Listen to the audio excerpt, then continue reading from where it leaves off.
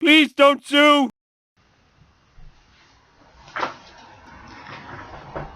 Hello, Hassan Price Reviews is here, and and it's time to do it. I mean it.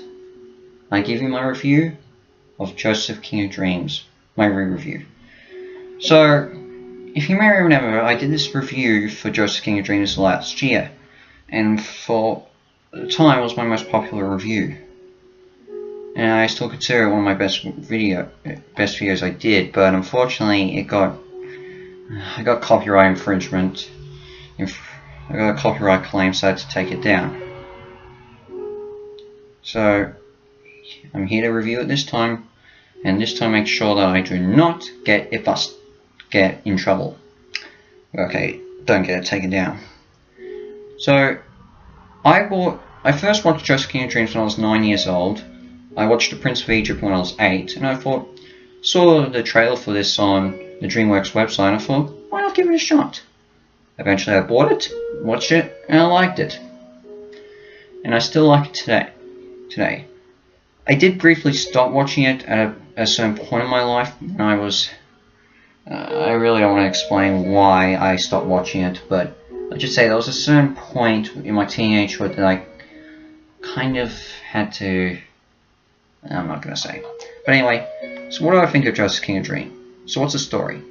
So this story adapts the Joseph story from the book of Genesis. Joseph, who is played by Ben Affleck, is the favorite child of his father Jacob. He has 12 other sons who all, 10 other sons who all resent Joseph. So one day they form a plan to throw Joseph in a pit, and eventually they sell them to slave traders from Egypt, all while making their father believe that Joseph is dead. Joseph is sold to the Pharaoh's captain of the guard, and at first he feels content. There's nothing wrong. Eventually his master's wife attempts to seduce him into having sex. Joseph disagrees, so the wife frames Joseph for molesting her, and he gets sent to prison. And eventually, Joseph spends a lot of time in prison, and eventually tells the future by interpreting the dreams of Pharaoh's butler and chef that are also imprisoned. What Joseph said, it turns out to be true, and eventually the butler tells Pharaoh about Joseph's gift to interpret dreams.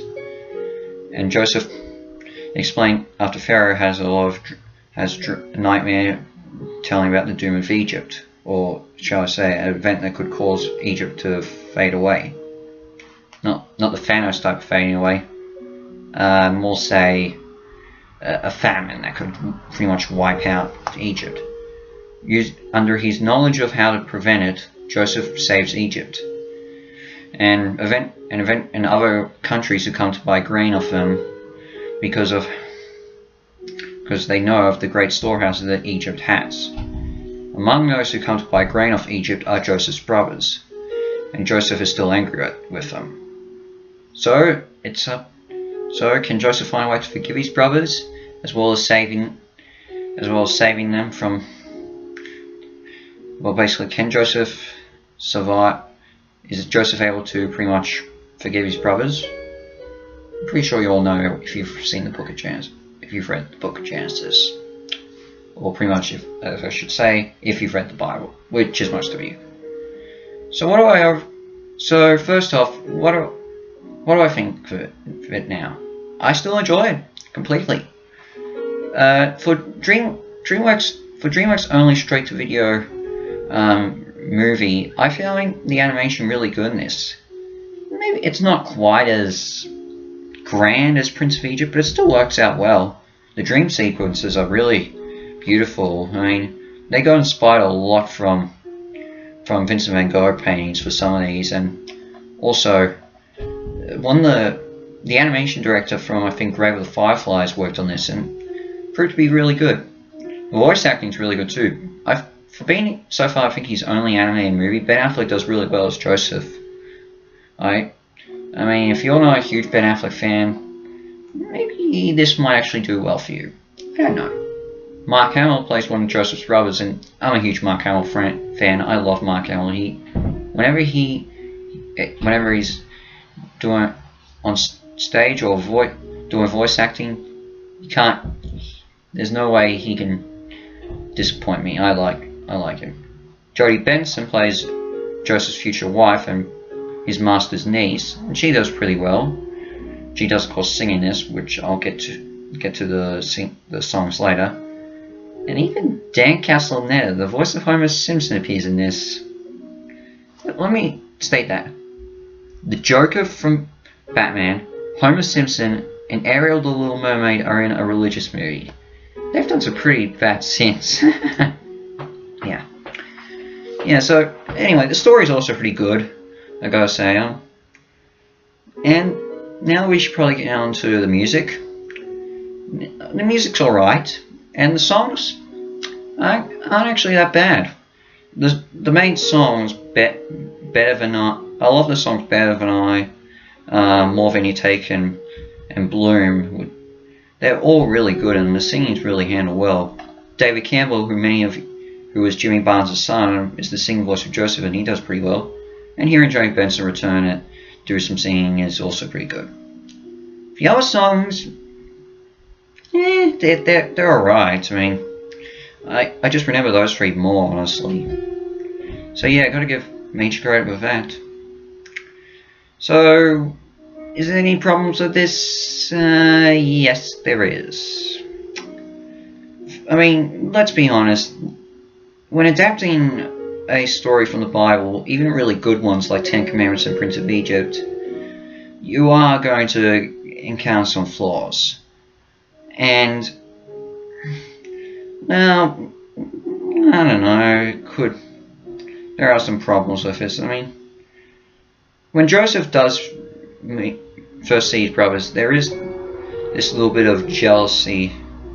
I think Joseph goes a little bit out of character when his brothers show up, I think, and just a bit of, I mean, I'm liking Joseph all the way through, but maybe he could have handled a bit better when how Joseph shows his anger and disdain for his brothers. I also got the songs, as I said. Well, I remember 3 of them. The other 3, as I said, I don't mind them, but I kind of forget them. The exception maybe of the Bloom reprise that's done by Jodi Benson. I mean, yeah, in the film. So yeah, that's handled well. We do get a few of the misunderstanding scenes that I'm not a big fan of. I mean, they're no lie reveals, but still, yeah, you could do better with some of these cliches in there. And I guess I should maybe talk a bit about the inaccuracies to the original Joseph story. I mean, you've got there are quite a few. I mean, you've got Joseph's mother died before Joseph was sold into slavery. Well, in this, she dies right after Joseph was sold, and Joseph's brother Benjamin, who was the other son of Jacob and Rachel, he was born way before Joseph was sold. In fact, the timing of Joseph's mother's death isn't exactly the right date, I should say. So yeah, there is that, and there are a few others too. I mean, I'm not sure if it was Joseph's former master that released him from prison to see the Pharaoh when he was having the nightmares. So yeah, there is that to question. But you know, overall, this is still a really good movie. I enjoy it completely. It's beautifully animated. The story's handled well. The voice acting's great. The songs are pretty good too. It's just an overall fun movie, and definitely one that you need to check out, especially if you're a DreamWorks fan like myself. So in the end, what am I going to give this? I think it's still going to remain the same score. I'm going to give this a 9 out of 10 half stars. Maybe a couple of issues with it, but most biblical movies have some small issues. And this remains still one of my favorites. I can watch it anytime I want. So what's my next review? Well, I'm in for a bit of a sport review. I might maybe look at Remember the Titans, the Denzel Washington movie. Well, all I can say is this is Hassan Mass Reviews, out. Joseph, King of Dreams. Own the film the entire family can enjoy.